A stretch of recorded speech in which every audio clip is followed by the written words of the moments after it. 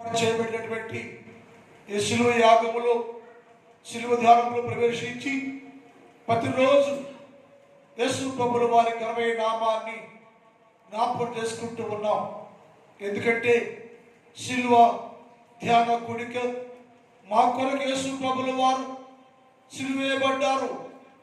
ఈ శిలువ ధ్యానం నా కొరకే అని ఎవరికి వారు పశ్చాత్తాపంతో ప్రార్థన చేసుకుంటూ ఇంకా మన జీవితాల్లో శిలువ లేకుండా ఉంటే ఇప్పుడైనా సరి చేసుకుని దేవునితో సమాధానపడి శిలువ యాగములో సాగిపోతూ యేసుక్రీస్తు ప్రభుల యొక్క శక్తి పొందుకునే వారిగా ఉండటం కోసమే ఈ శిలువ ధ్యాన కూడిక ఏర్పాటు చేయబడింది.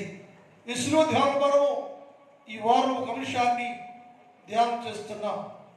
నీతిమంతుడైన నా సేవకుడు అనేక దోషములను భరించును అనే విషయాన్ని ధ్యానం చేస్తున్నాం. మొదట మనము శిలువ వేయబడిన యేసుక్రీస్తు ప్రభుల వారు ఎవరంటే నీతిమంతుడైన నా సేవకుడు. ఎందుకు శిలువ వేయబడ్డారు అంటే, ఒకటి అనీతి పరులుగా ఉన్న మనందరినీ నీతిమంతులుగా చేయడానికి నీతిమంతుడైన నా సేవకుడు యేసుక్రీస్తు ప్రభుల వారు శిలువ వేయబడ్డారు అనే విషయాన్ని ధ్యానం చేశాం. రెండోది, అనేక దోషాన్ని భరించడానికి ఆయన శిలువ వేయబడ్డారు. నీతిమంతుడైన నా సేవకుడు అనేక దోషమును భరించి దోషమును క్షమించి దోషమును తుడిచివేసి పరిపూర్ణంగా చేయడానికి శిలువ వేయబడ్డారు అనే విషయాన్ని ధ్యానం చేశాం. మూడోది, ఎందుకు యేసు ప్రభుల వారు అనగా నీతిమంతుడైన నా సేవకుడు శిలువ వేయవలసి వచ్చింది, శిలువను భరించారు అంటే, ఈరోజు పాఠంలో యేసుక్రీస్తు ప్రభుల వారు అనేకుల పాపములను భరించుటకు శిలువ వేయబడను అన్న విషయాన్ని అక్కడ రాయబడి ఉంది. ఈ విషయంలో మనం ఆలోచన చేయాలి. రాత్రి కాలం దోషం అని మాట్లాడారు, ఇప్పుడు పాపం అని మాట్లాడుతున్నారు. దోషానికి పాపానికి ఉన్న తేడా గమనిస్తే, దోషం అనేది పైన కనపడేది, పాపం అనేది లోపల ఉండేది. ఈ రెండుకి తేడా ఉంది. రాత్రి కాలంలో నా పైన పాపం దోషం ఉంది, అది భారంగా ఉంది, అది భరించలేకపోతున్నాను అంటే ఆ దోష భరితమైన స్థితిని మార్చి యేసు ప్రభుల వారు దోష నివారణ చేశారు అని రాత్రి ధ్యానం చేశాం. ఈ పాఠంలో పాపమును భరించను అక్కడ ఏమిటంటే, అనేకుల పాపమును ఆయన భరించారు. ఈ పాపం లోపల ఉంది. రే నీ కొడతా అంటే దోషం, కొడతా అని లోనుకుంటాడు, అది పాపం. బయట ఓపెన్గా మాట్లాడిందేమో దోషం, కొడతాను లోను అనుకుంటూ ఉంటాం, పైకి మాట్లాడు, దాని పాపం అంటారు. ఈ పాపం లోపలే ఉంది.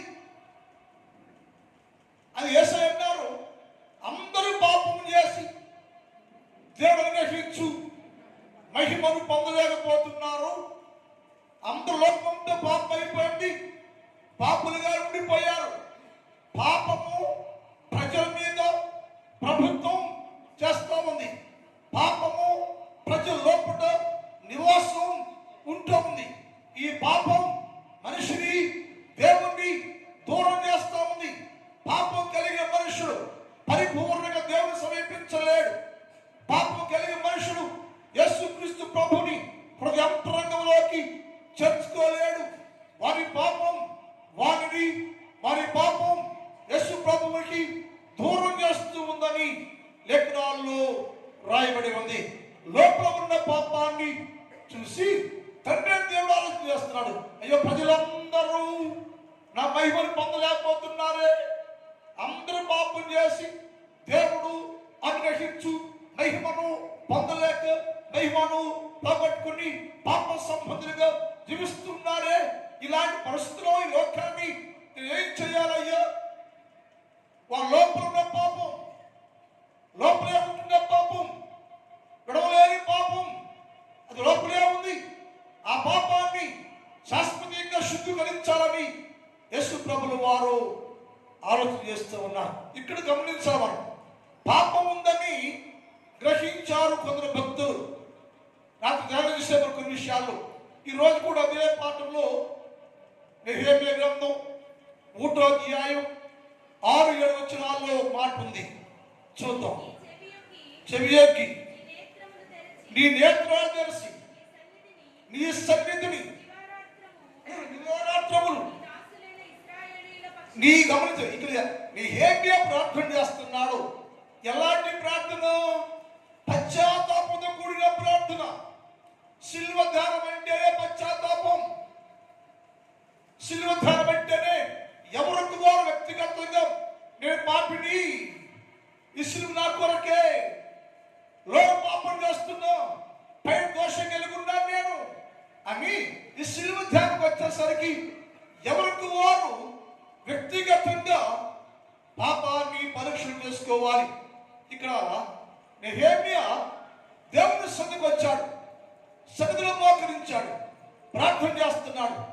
ఏమంటే, దేవా చెవియొగ్గయ్యా, నీ కళ్ళు తెరవయ్యా, నన్ను చూడు, నీ నేత్రాలు తెరిచి నీ సన్నిధిలో నేను మోకరించాను. ఒక్కరోజుగానయ్యా దివారాత్రములు మోకాళ్ళు వేసి ఏడుస్తూ ఉన్నా, పశ్చాత్తాపడుతున్నా, కన్నీళ్ళు గారుస్తున్నా, రోగం చేస్తున్నా, అనుక్షణము దివారాత్రాలు నేను పశ్చాత్తాపడుతున్నానయ్యా. ఎందుకయ్యా నెహెమ్యా అంటే జవాబు చదవమా. ఇశ్రాయేలు పక్షముగా, ఎవరి పక్షం అనేది? ఇశ్రాయేలు అందరి పక్షం. ఇక్కడ అంటే అనేకుల పాపమైన భరించను. ఎవరి అనేకులు? ఇశ్రాయేలీయులు. ఎవరి అనేకులు? యూదా జాతి. ఎవరి అనేకులు? సర్వలోక మనుషులు. అనేకులు పాపం చేస్తే, పాపం కలిగి ఉంటే, ఆ పాపము నిన్ను దేవుడు ఏం చేస్తూ ఉంటే, మొదటగా ఇశ్రాయేలుల పాపం కోసం ఇశ్రాయేలు పాపం చేస్తే నెహెమ్యాకి ఎందుకంట? మన జీవితాల్లో కూడా మనం కుటుంబ వ్యవస్థలో కూడా మన కోసం ప్రార్థన చేసుకోవాలి. మనం నా భార్య కోసం, నా భర్త కోసం, నా బిడ్డల కోసం, నా కుటుంబంతో యేసు ప్రభు దూరంగా ఉందేమో, కుటుంబ వ్యవస్థ వేసేయలేమో, నాలో పాపం ఉందేమో, నేను పాపంతో శోధించబడుతున్నానేమో అని నీ పాపాన్ని బట్టి ప్రతిరోజు దేవుని సన్నిధిలో అంగలార్చాలి. దేవా, నా పాపాన్ని బట్టే కదా విసిరివేయబడ్డావు, ఇంకా నాలో పాపం ఉంది, క్షమించయ్యా, క్షమించని పశ్చాత్తాపంతో ప్రార్థన చేసుకోవాలండి. పశ్చాత్తపడాలి. పడకపోతే ఎప్పటికీ పరిపూర్ణ కాలేవు నీవు. శిలువ ధ్యానం దేనికంటే నెహెమ్యా, అయ్యా నీ సన్నిధిలో నేను దివారాత్రములు మోకరించాను, దివారాత్రంలో ప్రార్థన చేస్తున్నానయ్యా. ఎందుకయ్యా నెహెమ్యా అని చెప్పి ఇశ్రాయేలీయుల పక్షముగా, అందరూ పక్షంగా, అందరూ పాపం చేశారు, ధిక్కరించారు, తిరుగుబాటు చేశారు, మోసం చేశారు, వెళ్ళిపోయారు, అందరూ బబులోనికి వెళ్ళిపోయారు, విగ్రహాలకు వెళ్ళిపోయారు, వేరువేరుగా జీవిస్తున్నటువంటి ప్రజలయ్యా ఇశ్రాయేలీయులు. అందరి పక్షముగా నేను పశ్చాత్తాపడుతున్నానయ్యా. అందరిలో పాపం ఉందయ్యో, మరి పాపంలో ఉంటే చనిపోతారు, పరలోకం రాదయ్యో, నీ రాజ్యం అవసరం కాదయ్యో. కనుక నేనయ్యా అందరి పక్షముగా నీ సన్నిధిలోకి వచ్చి ప్రార్థన చేస్తున్నానయ్యా. నీకు విరోధముగా మేము పాపం చేశాము, ఇశ్రాయేలు కుమారులు దోషమును, నా పాపాన్ని దోషాన్ని ఒప్పుకుంటున్నాయేమేమని దేవుని సన్నిధిలో పశ్చాత్తాపంతో ఒప్పుకుంటూ ప్రార్థన చేశాడు నెహెమ్యా. ఎవరి దోషం, ఎవరి పాపం? ఇశ్రాయేలు పాపం, తన ఇంటి వారి పాపం, తన పాపం. మూడు ఇక్కడ తన పాపము, ఇంటి వారి పాపము, ఇశ్రాయేలు పాపం అన్ని పాపాలు పరిహారం చేయబడాలంటే పశ్చాత్తాపడాలి. అయ్యో నేను పాపిడి, ఇది ఏ వ్యక్తిలో ఉంటుందో ఆ వ్యక్తి పరిపూర్ణంగా మార్చబడతారు. పశ్చాత్తాపం లేకపోతే పాప పరిహారం జరగదు. యెహెమ్యా అన్నాడు, అయ్యా నేను పశ్చాత్తాపడుతున్నానయ్యా, ఇశ్రాయేలు కోసం, నా కోసం, నా ఇంటి వారి కోసం, మా పాపాలు నా కళ్ళ ముందే ఉన్నాయో అని ఆయన ప్రార్థన చేస్తూ పశ్చాత్తాపంతో ఏడుస్తూ ఉంటే తండ్రి అయిన దేవుడు కింద భాగం అంటాడు, తండ్రి అయిన దేవుడు యెహెమ్యా ప్రార్థన విని అతని పశ్చాత్తాపాన్ని గుర్తించను. అతని పశ్చాత్తాపాన్ని గుర్తించను. నిజంగా యెహెమ్యా వారి పాప విషయంలో పశ్చాత్తాపడుతుంటే దేవుడు గుర్తించాట. రెండోది, అదే క్రమంలో ఎజ్రా కూడా పశ్చాత్తాపడ్డాడు. ఇశ్రాయేలు పక్షంగా, తన పక్షంగా, తన కుటుంబ పక్షంగా మందిరంలోకి వచ్చి సాష్టాంగపడి, బోర్లగా పడి సాష్టాంగపడయ్యా అని సాష్టాంగపడ్డా అంటే యేసుక్రీస్తు పాదాలు పట్టుకున్నాడు ఆయన. అయ్యా మేమందరం పాపులమయ్యా, నేను, ఇశ్రాయేలీయులు, యూదా వారు, నా కుటుంబమయ్యో పాపం చేస్తాయో, నేను పాపాత్మయ్యని ఎజ్రా ఏడవటం ప్రారంభించాడు.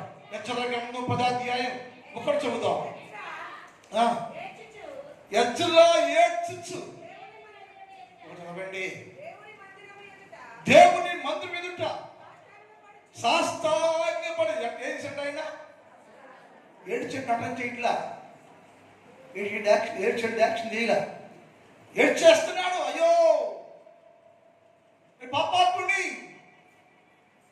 మా జాతి పాపాలు చేస్తుంది, నువ్వు దేవుడివయ్యా, నువ్వు దేవుడివైతే నీకు లోపడకుండా, నీ మాట వినకుండా అనేక మార్లయ్యో వ్యక్తిగతంగా నేను పాపం చేశా, మా జాతి పాపం చేస్తుంది, యూదా జాతి, ఇశ్రాయేలు జాతి, నా జాతి ప్రజలందరయ్యో నీకు వ్యతిరేకంగా పాపం చేస్తారని అందరి పక్షముగా ఎజ్రా దేవుని సన్నిధిలో సాష్టాంగపడి పాపం ఒప్పుకుంటూ ఉండెను. పాపం ఒప్పుకుంటూ ఉండెను. ఆ పాపం ఒప్పుకుంటూ ఉంటే తండ్రి అయ్యో అనేకులు నా సన్నిధికి వచ్చి అంగలారుస్తున్నారు, వారి పాపాన్ని గ్రహించాడు. మరి పశ్చాత్తాపం మొదటిగా ఏమో యెహెమ్యా అందరి కోసం పశ్చాత్తాపడ్డాడు. తర్వాత ఏమో ఎజ్రా అందరి కోసం పశ్చాత్తాపంతో పాపాలు ఒప్పుకుంటూ ప్రార్థన చేశాడు. క్రైస్తవులారా, శ్రమదానికి వస్తున్నాం మనం.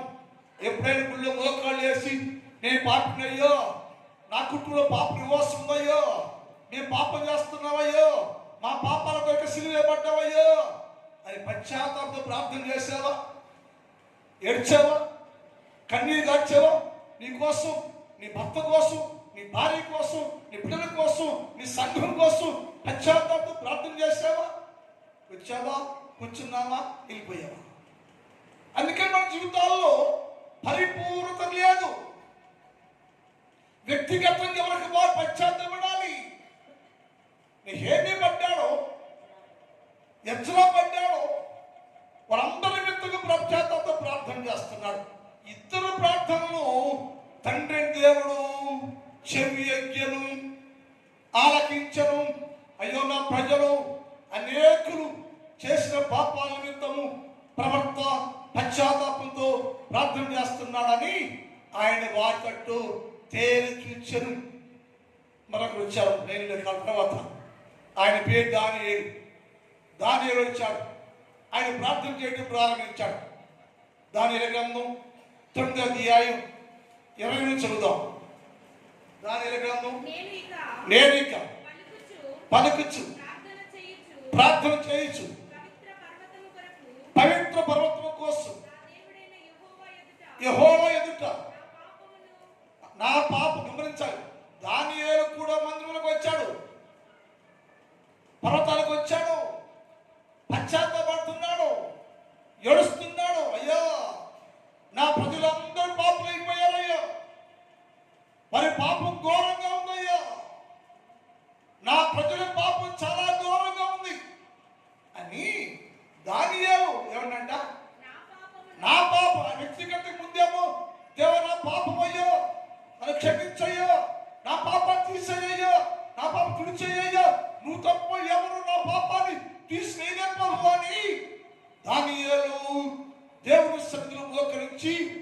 నా పాపమును నా చెల్లందరి పాపమయ్యా.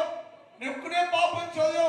ఇశ్రాయేలు జాతి మొత్తం, యూదా జాతి మొత్తం అనేక మార్లు నీకు విరోధంగా పాపం చేశారు. వారి పాపం వారి మీద నిలబడిపోయింది. ఇశ్రాయేలు వారి పాపం ఇనుప గంటతో రాయబడింది. వారి పాపాలు మిత్రులేదయ్యా. బహు విస్తార పాపాలు వలకిస్తూ చేస్తూ ఉన్నారయ్య వాళ్ళు. అందుకని నా పాపమును నా చెల్లి పాపమును ఒప్పుకొనొచ్చు నా దేవుణ్ణి విజ్ఞాపన చేస్తాడా? అందరి పక్షంగా అందరి పాపాలు ఒప్పుకుంటూ విజ్ఞాపన చేస్తుంటే ఆ ప్రార్థన పరలోకములో చేరేను. రాత్రి కూడా వచ్చింది పరలోక దూత కిందకి. ఇప్పుడు కూడా వచ్చింది. రాత్రి దోషాల కోసం, ఇప్పుడు పాపాలు ఏమన్నా నేను పాపినయ్యా, నా ప్రజలందరూ పాపులయ్యా, వారి పాపాల శిక్ష మరణమయ్యా. ఏ మనుషుడు మరణించదగిలేదయ్యా. దేవా, వారి పక్షం నేను యుద్ధం చేస్తున్నా, పోరాటం చేస్తున్నా. మా పాపాలు కడిగేయాలి, మీరు నా పాపాలు క్షమించాలని ప్రార్థన చేస్తుంటే ఈ ప్రార్థన, ఈ విజ్ఞాపన పరలోకములో ప్రవేశించరు. వెంటనే పరలోకములో నుంచి గాబ్రియేలు దూత ప్రకాశమైన చదువు నేను మాట్లాడచ్చు ప్రార్థన చేయించుండగా మొదట నేను దర్శనం చూస్తా ఉన్నాను. నేను అతి ప్రకాశమానమైన గాబ్రియేలును ఆ మనుష్యుడు నా యొక్క సాయంకాలం బలి అర్పించి వేళల్లో నాకు కనబడ్డాడు. ఇప్పుడు ఈ పశ్చాత్తాపడుతుంటే, ఏడుస్తుంటే, విడవక పాపులమయ్యా, పాపులమయ్యా, పాపమయ్యా, మా పాపాలకు అడ్డంగుండి అయ్యా, మా పాపాలకు అడ్డంగుండి అయ్యా, నాలో పాపం ఉందయ్యా, క్షమించయ్యా అని ఏడుస్తుంటే సాయంకాలము బలి అర్పించే వేళలో పరలోకంలో ఉన్న గాబ్రియేలు ఆయనతో మాట్లాడటం ప్రారంభించింది. ఆయన ఎందుకు వచ్చింది? దానియేలు, నీ విన్నపములు, నీ ప్రార్థనలు పరలోక రాజ్యంలో ప్రవేశించాయి. పరలోకంలో నుంచి నేను వర్తమానం తెచ్చాను. నేను నీ పశ్చాత్తాపాన్ని నేను చూశానయ్యో. నీ పశ్చాత్తాపం మన దేవుడు చూసానయ్యో. ఆయన కబురు చెప్పిన పంపడానికయ్యో కబురు తెచ్చాను నేను, వర్తమానం తెచ్చాను నేను. ఏంటి వర్తమానం అంటే, మీ అందరి పాపాలు తీసివేయడానికి ఒక సమయం ఉందయ్యా. యెరూషలేము మరలా తిరిగి కట్టబడునయ్యా. అప్పుడయ్యా 70 వారములు విధించబడుతున్నాయ్యా. 70 వారాలు విధించటం ముగించిన తర్వాత 70 వారములు విధించబడి ముగించిన సమేత అభిషక్తుడయ్యా పరలోకంలో నుంచి దిగొస్తాడయ్యా. ఆయన పేరే నీతిమంతుడైన నా సేవకుడయ్యా, అభిషక్తుడయ్యా, పరలోకం నుంచి దిగి వస్తాడు. ఎప్పుడయ్యా అని అడిగాడు. దానయ్యా అని చెప్పాడు. ఇశ్రాయేలందరూ యెరూషలేములో మరలా కడతారు. ఇశ్రాయేలీయులందరూ యెరూషలేము మరలా కడతారు. అప్పుడు ఆ 70 వారాలు ప్రకటన చేపడుతుంది. ఈ 70 వారాలు పూర్తయిపోతాయి. 70 వారాలకు ఒక సంవత్సరం ప్రసంగం. అది 70 వారాల మీద 1 ఇయర్ ప్రసంగం చేయాలి మనం. ఈ 70 వారాలు పూర్తయిపోయినాకయ్యా ముగిసిన వెంటనే అభిషక్తుడు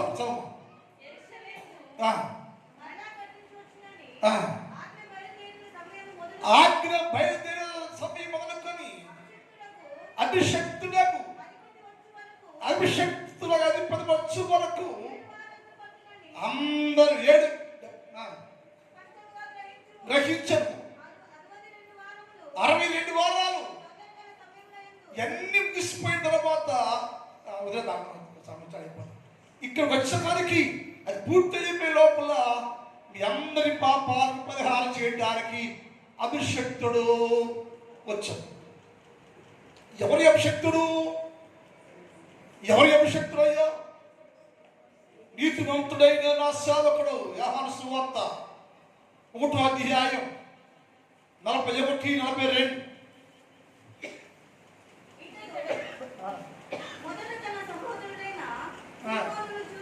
సీమోను చూచి మేము మెస్సయ్యను కనుగొన్నాం. పేరు మెస్సయ్య ఉన్నాడయ్యా. మెస్సయ్యని కనుగొన్నాం మేము. మెస్సయ్య అంటే ఎవరు? అభిషక్తుడు. అభిషక్తుడు ఎవరు? యేసు ప్రభువు.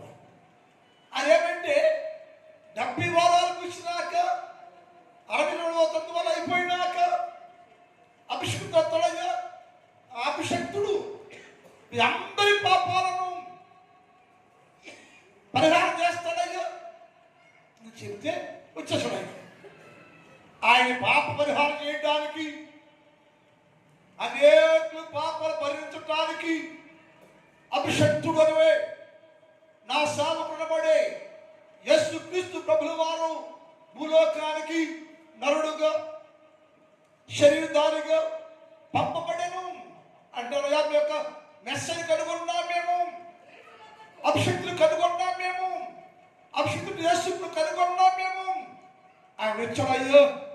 ఎందుకంటే అనేకుల పాపములను భరించి, అనేకుల పాపాలను తుడిచివేసి, అనేకుల పక్షంగా శిలువ మ్రాగు పైన అందరి పాపాలు భరించడానికి ఆయన అభిషక్తుడు అనబడే యేసుక్రీస్తు ప్రభుల వారు నీతిమంతుడైన నా సేవకుడు వచ్చాడయ్యో.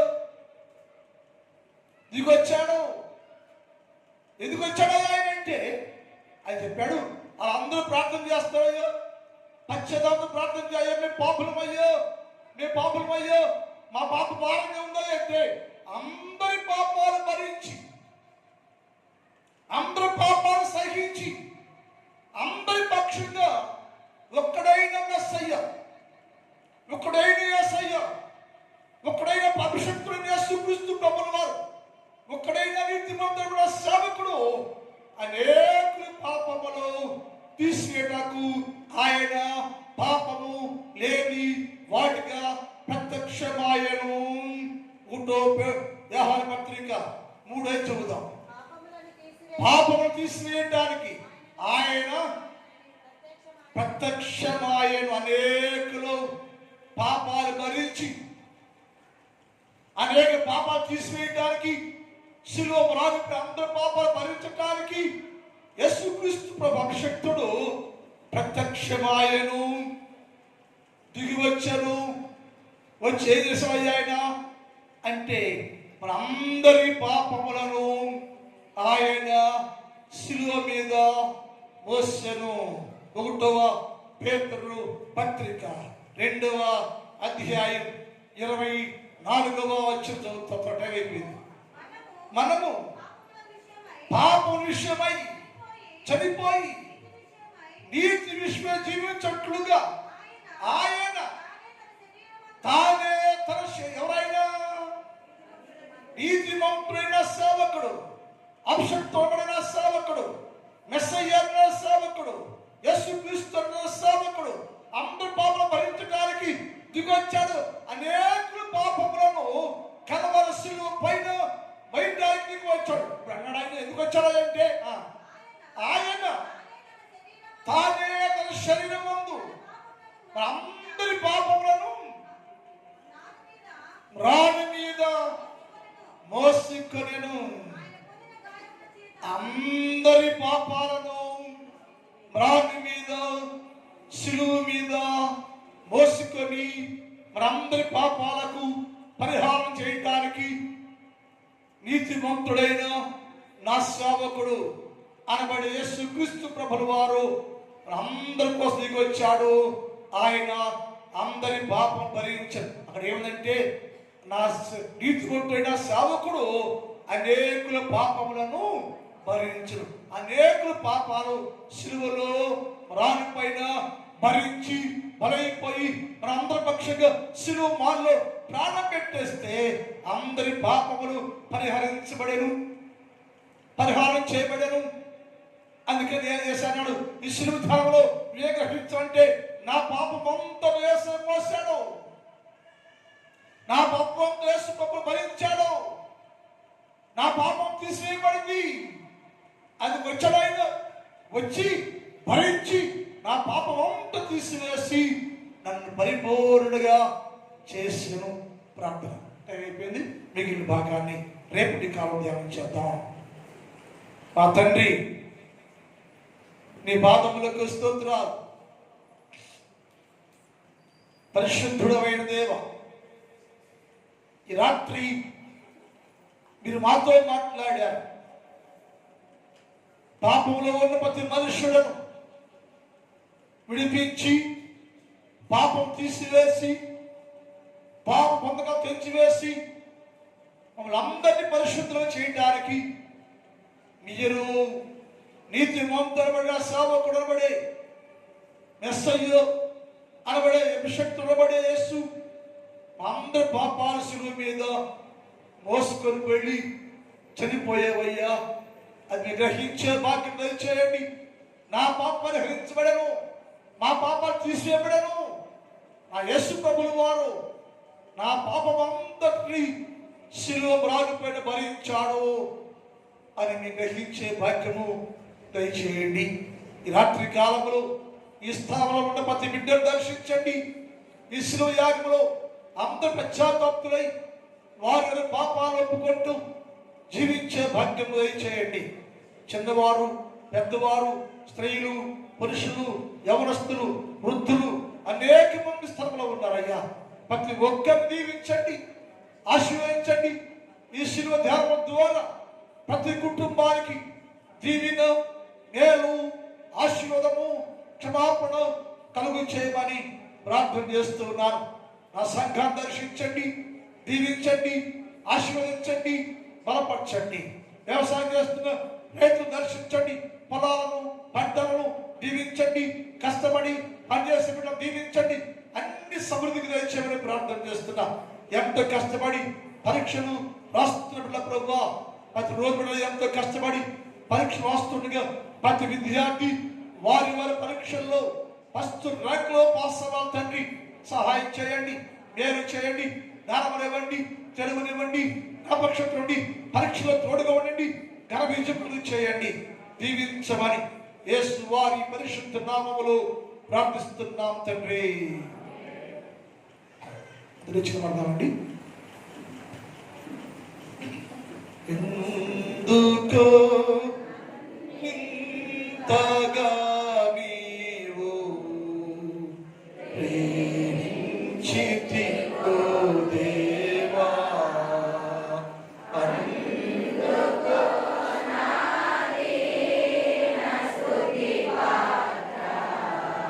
హల్లెలూయా యేసయ్యా, హల్లెలూయా యేసయ్యా. నా పాపము బాపు నగరూపివైనావు, నా శాపము పాపు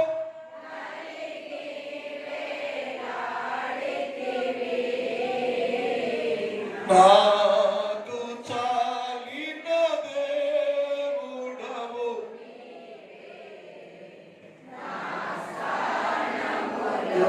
నీవే నాకు చాలిన